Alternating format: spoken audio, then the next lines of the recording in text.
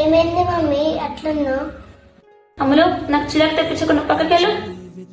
ఏమైంది డాడీ మమ్మ అంత కోపంగా ఉంది? ఏంలే అమ్మా, పొద్దుల బాబాయ్ ఇచ్చినాయి కదా, నాన్నమ్మకి బాగా అంటే డబ్బులు ఇచ్చినాయి కదా బాబాయ్కి, అందుకనే మమ్మీ కోపంగా ఉంది. అవునా డాడీ, ఇప్పుడు మరి ఎట్లా? మమ్మీతో మాట్లాడదాం కదా. సరే డాడీ. 5,000 ఉన్నాయి కదా చిట్టి, మీరు తెచ్చుకొని నాకేమవుతుంది? ఏంటండి మీరు? మేము మాత్రం తెచ్చుకొని మీరు తెచ్చుకోకపోతే ఎలా ఉంటుంది చెప్పండి? మేము వెళ్ళేది బయట వాళ్ళ పెళ్ళికి కాదు కదా, మన బంధువుల పెళ్ళికి. మేము బాగుండి మీరు బాగాలేకపోతే చీప్గా ఉంటుంది కదా.